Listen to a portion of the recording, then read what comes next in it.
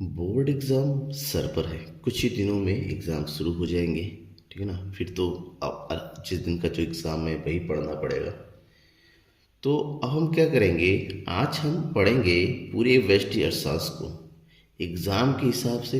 हर chapter में waste अरसास के जो क्वेश्चंस इंपॉर्टेंट हैं, जो जो टॉपिक इंपॉर्टेंट है, उन सभी टॉपिक का हम क्या करने वाले हैं, आज रिवीजन करने वाले हैं।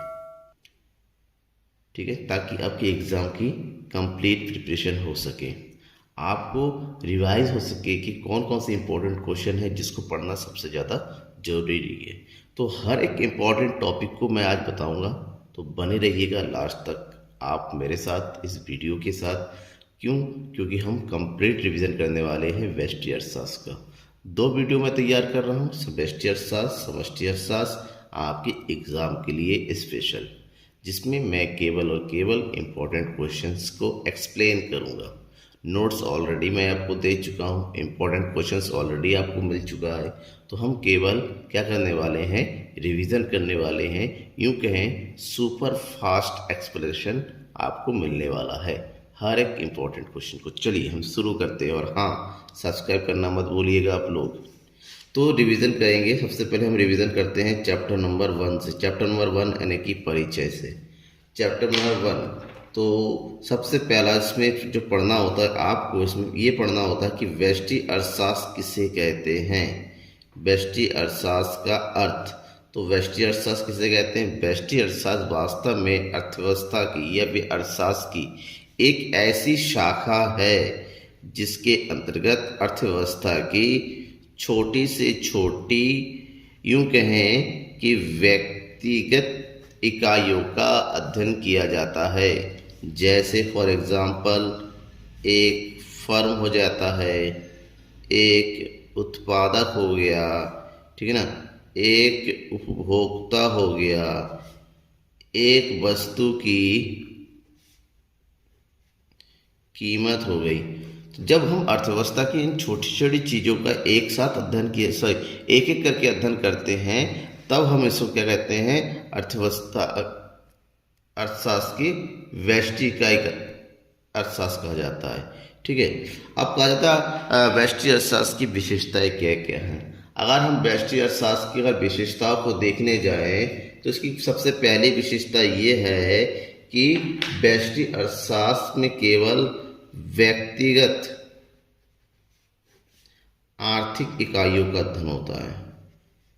व्यक्तिगत आर्थिक इकाइयों का अध्ययन। दूसरी इसकी विशेषता है, इसके अंतर्गत अर्थव्यवस्था की अति सूक्ष्म चरों का अध्ययन किया जाता है। ठीक है ना। उसके अलावा व्यष्टि अर्थशास्त्र के अंतर्गत व्यक्तिगत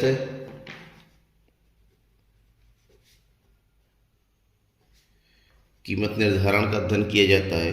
तो ये व्यष्टि अर्थशास्त्र की जो है कुछ इम्पोर्टेंट विशेषता। सेकेंड जो इम्पोर्टेंट टॉपिक है इसमें व्यष्टि अर्थशास्त्र की,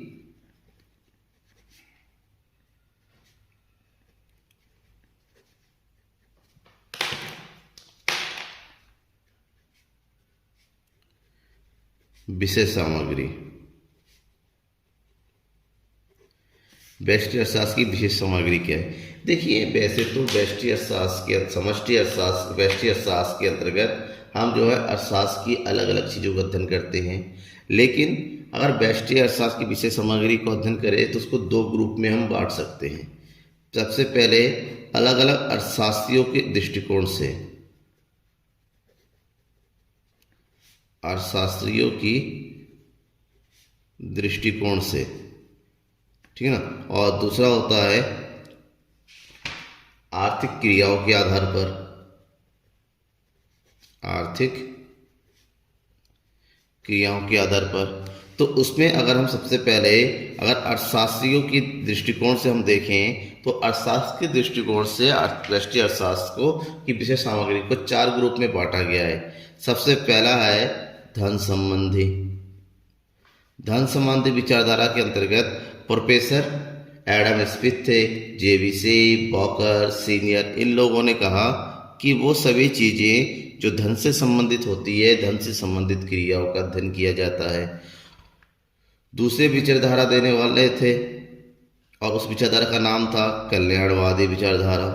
कल्याणवादी विचारधारा में मुख्य थे प्रोफेसर मार्शल पीगू। इन्होंने कहा था कि अर्थशास्त्र के अंतर्गत उन क्रियाओं का अध्ययन किया जाता है जो कि मनुष्य के आर्थिक कल्याण से जुड़ा हुआ है। कल्याणवादी विचारधारा के बाद दूसरे विचारधारा थे तीसरे दुर्लभतावादी, और दुर्लभतावादी विचारधारा देने वाले में थे प्रोफेसर रॉबिन्स। प्रोफेसर रॉबिन्स के अनुसार अर्थशास्त्र में सीमित साधनों तथा असीमित आवश्यकताओं की पूर्ति के लिए जो भी क्रियाएं की जाती है उन क्रियाओं को हम अर्थशास्त्र के अंतर्गत पढ़ते हैं। और लास्ट में आए जिसको आधुनिक विचारधारा कहते हैं, इसका नाम है विकास केंद्रित विचारधारा। विकास केंद्रित विचारधारा देने वाले हैं प्रोफेसर सैमुअल्सन। प्रोफेसर सैमुअल्सन ने क्या कहा कि सैमुअल्सन के अनुसार अर्थशास्त्र की विषय सामग्री में सीमित साधनों के वितरण एवं आर्थिक विकास दोनों को शामिल किया गया। उन्होंने इसको दोनों को इसके अंतर्गत कंप्लीट किया।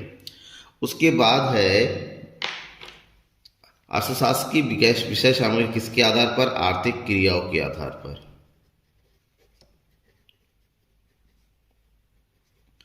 आर्थिक क्रियाओं के आधार पर अर्थशास्त्र की विषय सामग्री क्या है? आर्थिक क्रियाओं के आधार पर अर्थशास्त्र की विषय सामग्री को 5 ग्रुप में बांटा गया है। सबसे पहला इसमें रखा गया क्या? उपभोग।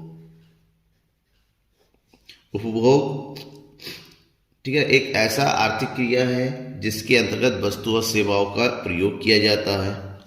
दूसरा है उत्पादन, तीसरा है विनिमय, चौथा है वितरण और पांचवा है राजस्व। ठीक है, इसके बाद जो नेक्स्ट इम्पॉर्टेंट है इस चैप्टर का वो है क्वेश्चन एग्जाम में आता है व्यष्टि अर्थशास्त्र तथा समष्टि अर्थशास्त्र में अंतर स्पष्ट कीजिए। व्यष्टि और समष्टि में अंतर, वैसे तो ये क्वेश्चन कई बार मैंने इसको एक्सप्लेन किया है। व्यष्टि और समष्टि में अंतर फिलहाल आप समझ लीजिए जल्दी से जल्दी। व्यष्टि अर्थशास्त्र के अंतर्गत क्या किया जाता है? अर्थव्यवस्था की छोटी छोटी इकाइयों का अध्ययन किया जाता है, जबकि समष्टि अर्थशास्त्र के अंतर्गत अर्थव्यवस्था की सामूहिक इकाइयों का अध्ययन किया जाता है। व्यष्टि अर्थशास्त्र का मुख्य उद्देश्य होता है कीमत निर्धारण, वस्तु का कीमत निर्धारण, जबकि समष्टि अर्थशास्त्र के अंतर्गत क्या किया जाता है? आय एवं रोजगार का निर्धारण किया जाता है।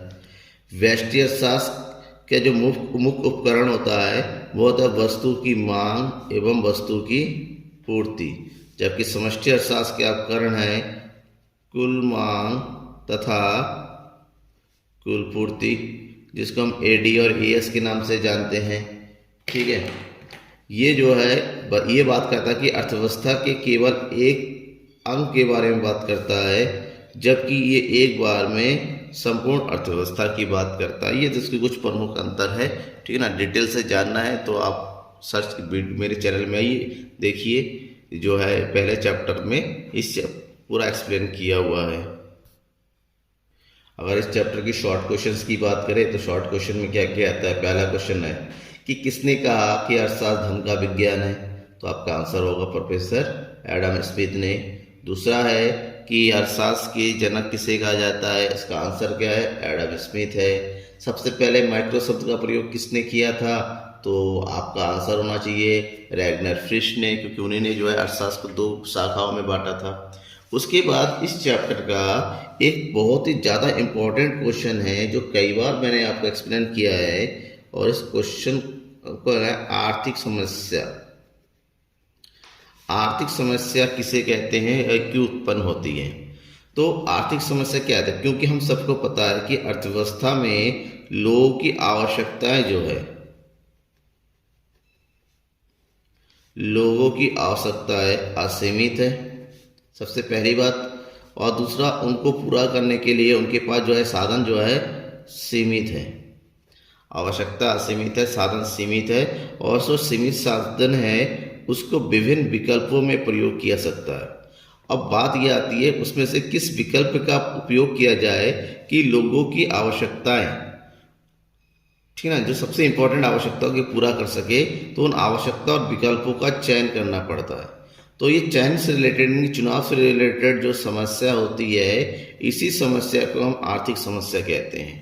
और आर्थिक समस्या उत्पन्न होने के प्रमुख कारण है कि लोगों की आवश्यकताएं असीमित होती हैं, ठीक है ना। उस असीमित आवश्यकताएं भी अलग अलग प्रकार की होती हैं। साधन सीमित होते हैं, सीमित साधनों के अलग अलग विकल्प होते हैं, और सबसे इम्पोर्टेंट, उन विकल्पों में से सर्वश्रेष्ठ विकल्प का चुनाव या चयन करना पड़ता है। आर्थिक समस्या दूसरा टॉपिक है इसमें कि अर्थव्यवस्था की केंद्रीय समस्याएं कौन कौन सी हैं।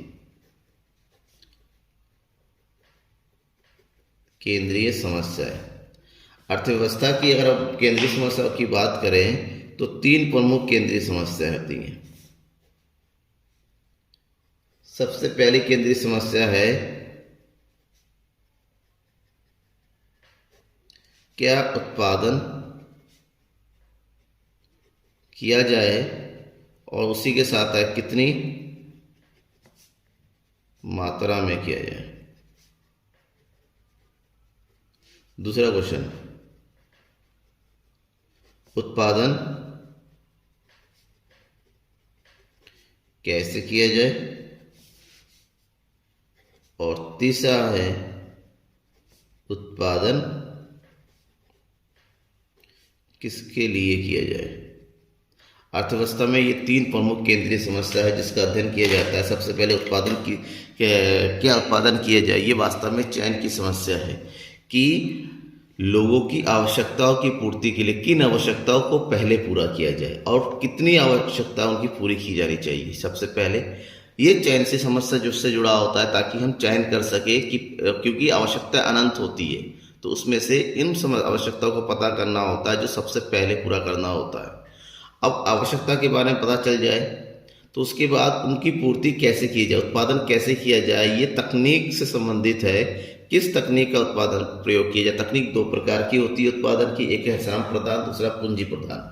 अर्थव्यवस्था के विकास के लिए दोनों के बीच में एक उचित अनुपात बनाए रखना आवश्यकता होता है। उसके बाद उत्पादन किसके लिए किया जाए, ये जुड़ा हुआ है वितरण से कि जो उत्पादित वस्तुएं हैं इन सबका वितरण समाज में उचित प्रकार से हो, सबके पास जो उत्पादन का समान वितरण हो, इसकी समस्या का अध्ययन किया जाता है। ठीक है, अगले टॉपिक में उत्पादन संभावना वक्र, प्रोडक्शन पॉसिबिलिटी कर्व, PPC बोला जाता है शॉर्टकट में। होता है क्या PPC, उत्पादन संभावना वक्र। नाम को हम अगर डिफाइन करें, उत्पादन की संभावनाओं को दर्शाने वाला वक्र। इस वक्र के अंतर्गत 2 वस्तुओं के उत्पादन के ऐसे संयोगों को वक्र के रूप में दर्शाया जाता है जिनको एक दिए गए तकनीक एवं दिए गए उत्पादन साधनों के आधार पर उत्पादन किया जा सकता है। यानी कि यहाँ पर विभिन्न संयोगों को दर्शाया जाता है और ये संयोग 2 या 2 से अधिक वस्तुओं का हो सकता है, 2 वस्तु का हो सकता है, और एक बार में उत्पादन की जो तकनीक है उसका प्रयोग करते हुए, उत्पादन की जो साधन उनका प्रयोग करते हुए जो उत्पादन किया जा सकता है। तो हम इसको एक्सप्लेन इस तरह से कर सकते हैं, उत्पादन संभावना वक्र एक ऐसा वक्र होता है जिसमें 2 वस्तुओं या सेवाओं के उन सभी संयोगों को प्रकट किया जाता है जिसमें अधिकतम उत्पादन एक अर्थव्यवस्था के दिए हुए तकनीक और दिए हुए साधन के आधार पर किया जा सकता है। इसकी कुछ मान्यताएं हैं उत्पादन संभावना वक्र की। कौन कौन सी मान्यता है। सबसे पहली मान्यता है कि उत्पादन के जो साधन होते हैं वो स्थिर होने चाहिए, ठीक है ना। दूसरा, उत्पादन के साधनों का कुशल एवं पूर्ण उपयोग होना चाहिए। और तीसरा, उत्पादन के जो तकनीक होते हैं वो स्थिर होने चाहिए, इसमें कोई परिवर्तन नहीं होना चाहिए। और चौथा होता है, इसमें 2 वस्तुओं के बारे में बात किया जाता है कि और 2 वस्तुओं के उत्पादन के संयोग को दिखाया जाता है। अगर इसको संयोग को दिखाएं, मान लीजिए 2 वस्तुएं हैं, एक वस्तु है X, दूसरी वस्तु है Y और ये है आपके संयोग, तो हम यूँ कह सकते हैं संयोग नंबर 1 में अगर x को हर 100% उत्पादन करते हैं तो y 0 होगा। तो जैसे ही y के उत्पादन को हम बढ़ाएंगे तो y का उत्पादन अगर 2 वस्तु का हो गया, ये घट के कितना हो जाएगा 90। y का उत्पादन 4 वस्तु का करेंगे तो ये कितना हो जाएगा 80। y का उत्पादन 5 वस्तु का करेंगे ये कितना हो जाएगा 70। y का उत्पादन 6 वस्तु का हो जाएगा ये हो जाएगा 60। इस तरह से जैसे जैसे y का उत्पादन बढ़ाते चले जाएंगे तो जो संयोग होता है A B C D ये बढ़ता चला जाता है। अलग अलग संयोग में अलग अलग उत्पादन होता है। अब इसको अगर ग्राफिकल रूप में रिप्रेजेंट करते हैं, ठीक है ना, तो ग्राफिकल रूप में रिप्रेजेंट कर देंगे तो यहाँ पर हो जाएगा x, ये हो गया y। तो x और y को शो करेंगे तो ये ग्राफ कुछ इस तरह से बनेगा पीपीसी का, ठीक है ना। तो ये जो है मूल बिंदु की ओर झुका हुआ रहता है और ये कर्व की तरफ से एक तरह का राउंड शेप ले लेता है, ठीक है ना। 2 वस्तुओं के संयोग को दर्शा जाएगा क्योंकि एक बार में एक वस्तु 0 हो सकता है, इसलिए ये एक्स अक्ष को छुआ हुआ रहता है। इतना आपको ध्यान में रखना है, ठीक है, क्योंकि इससे मिलता जुलता है दूसरा एक क्वेश्चन होता है तटस्थता वक्र, जिसमें कंफ्यूजन होता है बच्चों को अक्सर। चलिए अब हम रिवीजन कर लेते हैं चैप्टर नंबर 2 का भी। चैप्टर नंबर 2 में कौन कौन से टॉपिक है इंपॉर्टेंट है, तो सबसे पहले हम शुरू करते हैं उपभोक्ता व्यवहार के सिद्धांत से। सबसे पहला टॉपिक हमारा हो जाएगा उपयोगिता, जिसको बोलते हैं यूटिलिटी। उपयोगिता किसे कहते हैं?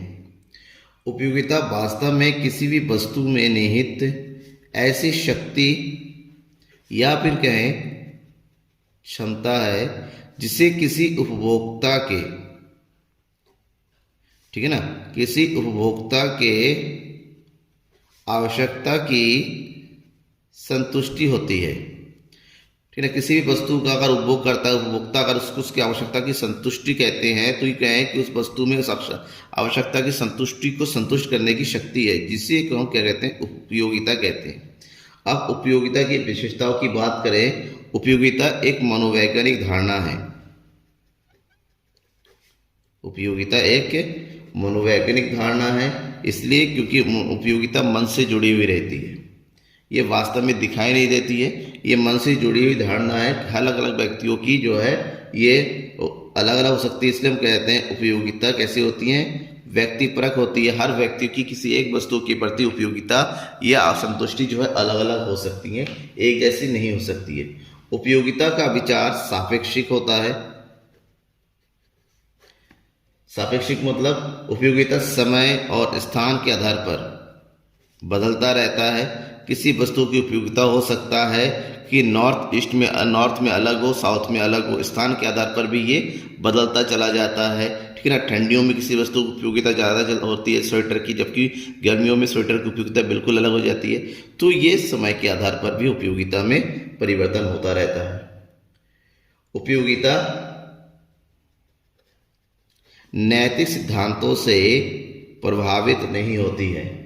मान लीजिए किसी विशेष को किसी सामाजिक कुकृत करता है, जैसे चोरी करता है, डकैती करता है, हत्या, बलात्कार आदि कार्यों में उपयोगिता मिलती है, तो ये कार्यों के प्रयोग होने वाली वस्तु उस व्यक्ति के लिए उपयोगी हो सकती है, इससे कोई फर्क नहीं पड़ता है। उपयोगिता वस्तु से जुड़ी होती है, इसमें नैतिकता से कोई मतलब नहीं होता है, ठीक है ना। और उपयोगिता सबसे इम्पोर्टेंट चीज़ है, एक अनुमानित धारणा है, इसको अनुमान किया जाता है, एग्जैक्ट में कैलकुलेशन नहीं किया जा सकता है, ठीक है।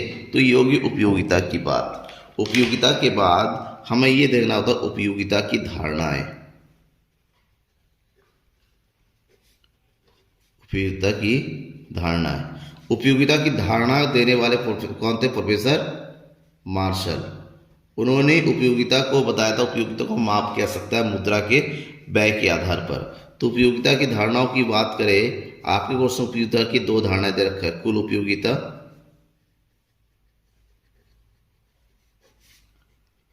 और सीमांत उपयोगिता,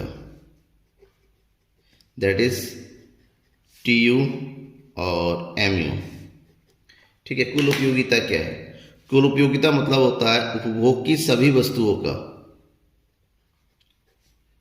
जितनी उपभोग की वस्तुएं हैं सभी वस्तुओं का अगर उपभोग कर लिया जाए तो उससे मिलने वाली जो उपयोगिताओं का जो है कुल योग, कुल उपयोगिता कहते हैं। जबकि सीमांत उपयोगिता किसी वस्तु की एक अतिरिक्त इकाई का उपभोग करने से जो उपयोगिता उसको मिलती है उसे सीमांत उपयोगिता कहते हैं। सीमांत का मतलब ये होता है अतिरिक्त। तो यहाँ पर सीमांत उपयोगिता मिलने का फार्मूला होता है M equal to T U N minus T U N minus one, यानी कि जिस यूनिट का उपयोगिता निकालने जा रहे हैं उसकी कुल उपयोगिता में से उसे ठीक पहले की कुल उपयोगिता माइनस करना होता है। वहीं पर अगर कुल उपयोगिता का फार्मूला देखना है तो टी यू इक्वल टू होता है समेसन एम यू, यानी कि सीमांत उपयोगिता प्राप्त होने पर हमें सीमांत उपयोगिता को आपस में जोड़ते हुए निकालना है। इस चैप्टर का मोस्ट इम्पॉर्टेंट टॉपिक है, यू गए मोस्ट इम्पॉर्टेंट जो क्वेश्चन जो इस साल आपके एग्जाम में आ सकता है, इसको अच्छे से समझ लीजिएगा, वो है ह्रासमान सीमांत उपयोगिता का नियम या घटती सीमांत उपयोगिता का नियम। अब ये नियम है क्या? इस नियम को देने वाले थे प्रोफेसर एच गोसेन साहब, जो कि ऑस्ट्रिया के एक फेमस अर्थशास्त्री थे। उन्होंने जो क्या किया, मानव व्यवहार का अध्ययन किया। मानव व्यवहार का अध्ययन किया कि मानव व्यवहार की संतुष्टि किस प्रकार से होती है। उन्होंने बहुत सारे लोगों पर अध्ययन किया। अध्ययन करने के बाद उन्होंने ये पाया कि जब कोई व्यक्ति किसी वस्तु की मानक इकाइयों का मतलब एक जैसी, ठीक है ना, समरूप इकाइयों का जिसमें कोई परिवर्तन नहीं हो का लगातार उपभोग करता है। लगातार क्या करता है? उपभोग करता है। तो उस वस्तु से मिलने वाली जो सीमांत उपयोगिता है, सीमांत उपयोगिता यानी कि एमयू, वो धीरे धीरे क्या होती चली जाती है? घटती जाती है। अगर मान लीजिए किस वस्तु का उपभोग कर रहे हैं, वस्तु ए है, अगर आप उसकी मात्रा का उपभोग कर रहे हैं तो उससे वाली सीमांत उपयोगिता घटती चली जाएगी। मतलब अगर पहली इकाई का उपभोग कर रहे हैं तो आपको 40 इकाई उपयोगिता मिल रही है। दूसरी वस्तु का किया तो 35, तीसरी वस्तु किया 30, चौथी वस्तु का किया 20, पांचवी वस्तु का किया 10, छठी वस्तु का किया 2, सातवीं वस्तु का किया माइनस में 5। तो उपयोगिता माइनस में जा सकती है, यानी कि धीरे धीरे उपयोगिता घटती चली जाती है। ऐसे में सीमांत उपयोगिता का अगर ग्राफ बना के देखें तो कुछ ग्राफ इसका इस तरह से बनता है, ऊपर से नीचे की ओर, ठीक है ना। ये माइनस में हो सकता है। क्यों? क्योंकि ये मानव की, मनुष्य के व्यवहार में आता है कि उपयोगिता करेंगे, एक ही वस्तु का लगातार करते चले जाएंगे तो उससे धीरे धीरे उसका मन ऊबने लगता है और उससे मिलने वाली उपयोगिता धीरे धीरे घटने लग जाती है। इसी को बोलते हैं घटती सीमांत उपयोगिता का नियम। क्योंकि ये उपयोगिता देने वाले प्रोफेसर एशम, इसलिए इसको प्रोफेसर गोसेन का प्रथम नियम के नाम से भी जाना जाता है, क्योंकि इन्होंने दूसरा एक और नियम दिया। प्रोफेसर गोसेन का जो दूसरा नियम था वो है समसीमांत उपयोगिता का नियम। समसीमांत, उन्होंने कहा प्रत्येक उपभोक्ता जो है क्या है? समझदार है, वो विवेकशील होता है। वो क्या करता है? उसकी जो आय होती है उस आय को विभिन्न वस्तुओं में इस प्रकार से बांटता है, ठीक ना। अपने आय को एक जगह वो उपयोग नहीं करता है, वो करता अलग अलग वस्तुओं में इस प्रकार से बांटता है कि प्रत्येक वस्तु से मिलने वाली सीमांत उपयोगिता है, ठीक है ना, प्रत्येक वस्तु से सीमांत उपयोगिता आपस में क्या होने लगती है? बराबर हो जाती है। इसीलिए इसको समसीमांत उपयोगिता का नियम कहा जाता है। भाई हम अगर एक वस्तु को पैसा सारा खर्च करेंगे तो धीरे धीरे इसकी उपयोगिता घटती चली जाएगी, लेकिन उसी पैसे को, उसी आय को अलग अलग वस्तुओं पर खर्च करें, ताकि जो वस्तु की मिलने वाली उपयोगिता हर वस्तु की, मान लीजिए हम मेले में जा रहे हैं और हमारे पास 100 रुपये है, 100 रुपये खर्च कर रहे हैं, तो कि अगर हम एक ही चीज़ खाने जा रहे हैं तो क्या फ़ायदा? मज़ा नहीं आएगा। तो क्या 100 रुपये को भी हम बांट लेते 25-25 रुपये के हिसाब से। तो 25 रुपये के हमने चाउमीन खा लिया, 25 रुपये का हमने मोमो खा लिया, 25 रुपये का हमने बर्गर खा लिया, 25 रुपये की टिक्की खा ली। अब चारों चीज़ खाया, चारों से मिलने वाली सीमांत उपयोगिता हमारी बराबर हो जाएगी, क्योंकि सारा चारों को खा के आनंद मिलेगा। वहीं पर केवल चाउमीन खाते तो कितना खाते? 100 रुपये में, ठीक है ना, उससे उपयोगिता धीरे आपकी घटती चली जाती। तो इसी हम सम सीमांत उपयोगिता का नियम कहते हैं, जो कि इस चैप्टर में दूसरा इंपॉर्टेंट क्वेश्चन है। नेक्स्ट इंपॉर्टेंट टॉपिक है उदासीनता वक्र, जिसको हम तटस्थता वक्र के नाम से भी जानते हैं, जिसको हम अनधिमान वक्र के नाम से भी जानते हैं, इंग्लिश में बोलते हैं इंडिफरेंस कर्व, शॉर्टकट में लिखा जाता है IC।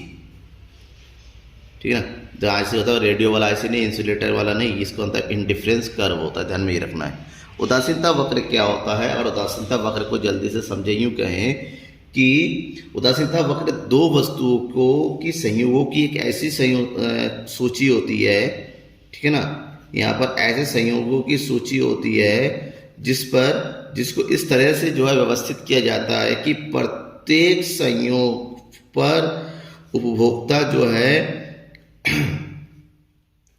प्रत्येक संयोग उपभोक्ता के लिए आवश्यक होती है, वो किसी विशेष संयोग को ज़्यादा महत्व नहीं देता है। ठीक है ना, इस उदासीनता वक्र के कर्व को अगर हम देखें तो कुछ इस तरह से बनता है। ये इसलिए होता है कि यहाँ पर कोई भी वस्तु x या वक्र कभी भी जीरो नहीं होता है। जब जीरो नहीं होता है तो ये ना ही एक्स एक्स को छूता है, ना ही ये वाई एक्स को छूता है, ये अक्ष की से आगे की ओर मुड़ा हुआ रहता है, यानी कि अक्ष को छूता हुआ नजर नहीं आता है। क्यों? क्योंकि हमारे हिसाब से सभी वस्तुओं का उपयोग की जो संयोग होते हैं वो इस प्रकार से व्यवस्थित होता है कि हर संयोग उसके लिए इंपॉर्टेंट होता है। तो ऐसे में जीरो नहीं होता। जब जीरो नहीं होगा तो यहाँ पर उदासीनता वक्र जो है मूल बिंदु की ओर से किस तरह उन्नतोत्तर होता चला जाता है, यानी कि आगे की ओर बढ़ता हुआ चला जाता है। मांग चैप्टर नंबर 2 का सबसे इम्पोर्टेंट हम बात करें, अगर दूसरा जो इम्पोर्टेंट है चैप्टर ह्रासमान सीमांत उपयोगिता का, वो है डिमांड से रिलेटेड क्वेश्चंस। मांग क्या है? उपभोक्ता किसी वस्तु की निश्चित कीमत पर जितना भी वस्तुएं खरीदने को तैयार रहता है उसे हम उस वस्तु की क्या कहते हैं? मांग कहते हैं। वस्तु की मांग, ठीक है ना। अब वस्तु की मांग हमको जो इम्पोर्टेंट चीज़ है वो समझना है, उसमें क्या है? एक मांग फलन। मांग फलन क्या है? मांग फलन का मतलब होता है किसी वस्तु की मांग तथा उसको प्रभावित करने वाले जो विभिन्न कारक होते हैं, उन कारकों के बीच का जो संबंध होता है उसके मांग फलन कहते हैं। अब दूसरी बात है तो वस्तु को प्रभावित करने वाले मांग को प्रभावित करने वाले कौन कौन से कारक है? किसी वस्तु को प्रभावित करने वाले प्रमुख कारण कौन कौन से? जिसमें सबसे पहले है वस्तु की उपयोगिता। जिस वस्तु की उपयोगिता सबसे ज़्यादा होगी उसकी मांग उतनी अधिक होती है। दूसरा होता है आय। उपभोक्ता की आय अधिक है तो वस्तु की मांग भी अधिक होगी, आय कम है मांग भी कम होगी। तीसरा आता है वस्तु की स्वयं की कीमत। वस्तु की कीमत अधिक होगी तो मांग कम होगी, वस्तु की कीमत कम होगी तो मांग अधिक होती है। उसके बाद स्थानापन्न वस्तुएं। स्थानापन्न वस्तुएं भी एक दूसरे के बदले में प्रयोग की जाती है, ऐसी वस्तु को स्थानापन्न वस्तु की कहते हैं। ठीक है। उसके बाद रुचि, फैशन, आदत। उपभोक्ता की रुचि क्या है, फैशन क्या चल रहा है, आदत क्या है, उस हिसाब से भी मांग प्रभावित होती है। ठीक है।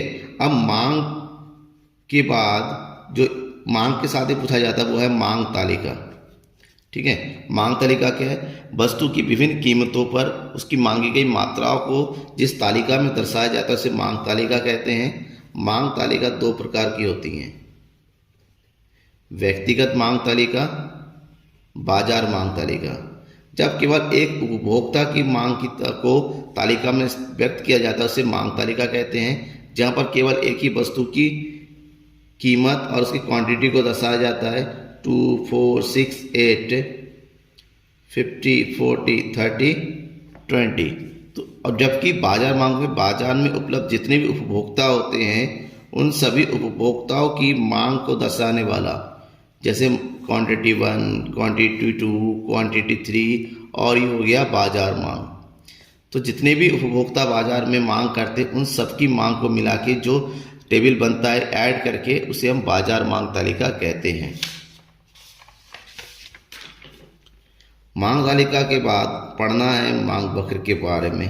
मांग वक्र क्या होता है? मांग वक्र का मतलब होता है जब तालिका में दिए गए आंकड़ों को हम वक्र के रूप में रिप्रेजेंट करते हैं तो उसे मांग वक्र कहते हैं।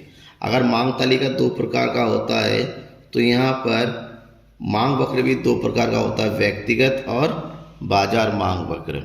ठीक है, व्यक्तिगत मांग तालिका को जो वक्र के रूप में रिप्रेजेंट करेंगे तो उसे व्यक्तिगत मांग वक्र करते हैं। अब वो नीचे से ऊपर से नीचे की ओर गिरता हुआ रहता है। अब बाजार मांग तालिका को जब वक्र के रूप में रिप्रेजेंट करेंगे तो उसे बाजार मांग वक्र कहते हैं, क्योंकि ये सबका टोटल होता है। ठीक है, अब ये तो हो गया, लेकिन इसमें समझना हमें क्या है, मांग के नियम को, लॉ ऑफ डिमांड। मांग का नियम क्या है? मांग के नियम के अनुसार मांग का नियम ये कहता है कि अन्य बातें स्थिर रहे, अन्य बातें अगर स्थिर रहे तो किसी वस्तु की कीमत बढ़ने पर उस वस्तु की मांग क्या होती है, घटती है। और इसके ठीक विपरीत अगर कीमत घटती है तो वस्तु की मांग क्या होती है, बढ़ती है। ऐसे में मांग के नियम के अनुसार किसी वस्तु की कीमत और उसकी मांग में कैसा संबंध होता है, विपरीत संबंध होता है। किसको हम यूँ कहें कि ऋणात्मक संबंध होता है, क्योंकि यहाँ पर दोनों के बीच में नेगेटिव रिलेशन होता है। ऐसे में कीमत और मांग के विपरीत संबंध होने के बाद मांग वक्र ऊपर से नीचे की ओर गिरता हुआ रहता है। क्वेश्चन आ सकता है, मांग वक्र ऊपर से नीचे की ओर गिरता हुआ क्यों रहता है, यह ऋणात्मक क्यों होता है? क्यों? क्योंकि वस्तु की मांग में और वस्तु की कीमत में विपरीत संबंध होता है। ठीक है, मांग में आगे बढ़ते हैं तो हम पढ़ेंगे मांग के प्रकार। मांग के कौन कौन से प्रकार है? मांग की प्रकार की बात करें तो मांग का मुख्यतः जो है 4 प्रकार में बांटा गया है। सबसे पहले है वस्तु की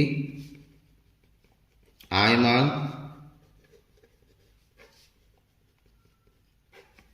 कीमत मांग,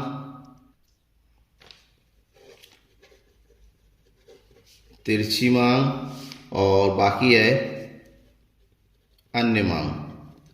आय मांग में क्या होता है, जब वस्तु की आय से वस्तु की मांग में जो प्रभाव पड़ता है उसे आय मांग कहते हैं। आय के आधार पर अगर मांग निर्धारित होती है।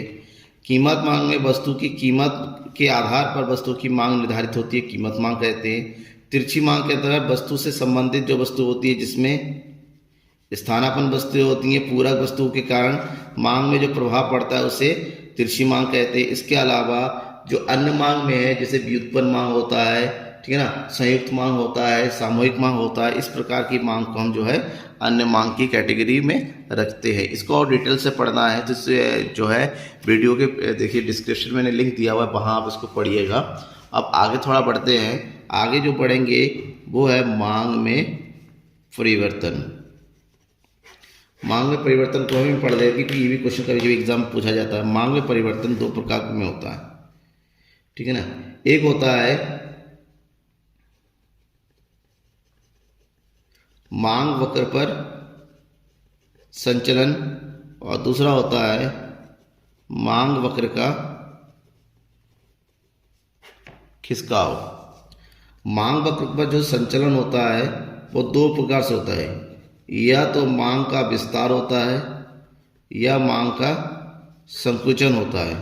और मांग वक्र का खिसकाव 2 प्रकार से होता है, या तो मांग में वृद्धि होती है या मांग में कमी होती है। ध्यान में रखना है, मांग का विस्तार और मांग का संकुचन अन्य वस्तु के स्थिर रहने पर केवल कीमत में परिवर्तन होने पर होता है, जबकि मांग वक्र खिसकाव अन्य कीमत के अतिरिक्त अन्य बातों में परिवर्तन के कारण होता है। जब वस्तु की कीमत में कमी होती है, जब वस्तु की कीमत में कमी होती है तो मांग वक्र का विस्तार होता है, जबकि कीमत में अगर वृद्धि हो जाती है तो मांग वक्र का संकुचन होता है। इसको यूं समझे, यह है मांग वक्र, ठीक है। नॉर्मल यहाँ पर इस तरह से होता है, ये कीमत है और उसकी मांग में। तो मान लीजिए वस्तु की कीमत में कमी होती है, यहाँ पर आ जाती है वस्तु की कीमत घट के नीचे की ओर P1, तो मांग की मात्रा में क्या हो जाएगी, वृद्धि हो जाएगी। तो मांग पहले यहाँ था मांग वक्र, अब आगे की बढ़ के, ठीक है ना, संचलित होके ये आगे की ओर आ जाता है यहाँ पर B। जबकि इसी के विपरीत अगर देखें कि अगर वस्तु की कीमत में वृद्धि हो जाती है यहाँ पर P2, तो मांग की मात्रा में क्या हो जाएगी, कमी हो जाएगी, यानी कि ये यहाँ पर आ जाएगा। तो इसी मांग वक्र का संचलन कहता है, एक बार ऊपर एक बार नीचे। ठीक है ना, ये कीमत के कारण होता है। जबकि कीमत के अतिरिक्त अन्य बातें कौन कौन सी हैं, जैसे रुचि, फैशन, तकनीक, ठीक है ना, उपभोक्ता की आय, क्रेताओं की संख्या में वृद्धि, भविष्य में वस्तु की कीमत बढ़ने की संभावना, इन सब बातों के कारण जो है मांग वक्र का खिसकाव होता है। और मांग वक्र का खिसकाव किस तरह से होता है वो देखिए। ये नॉर्मल मांग वक्र है, ठीक है। अब ये जब मांग वक्र है और इस मांग वक्र पर जो है ये कीमत है और ये मांग की मात्रा है। इस स्थिति में कीमत में कोई परिवर्तन नहीं होता है, जबकि मौसम के बदलने के कारण, किसी भी और कारण से अगर वस्तु की मांग में वृद्धि हो जाती है तो मांग वक्र कहाँ बनता है, यहाँ पर। क्योंकि कीमत में तो कोई परिवर्तन नहीं होता है लेकिन मांग में वृद्धि हो रही है, तो ऐसे में मांग वक्र अपनी जगह से खिसक कर आगे की ओर चला जाता है। इसे बोलते हैं मांग में वृद्धि।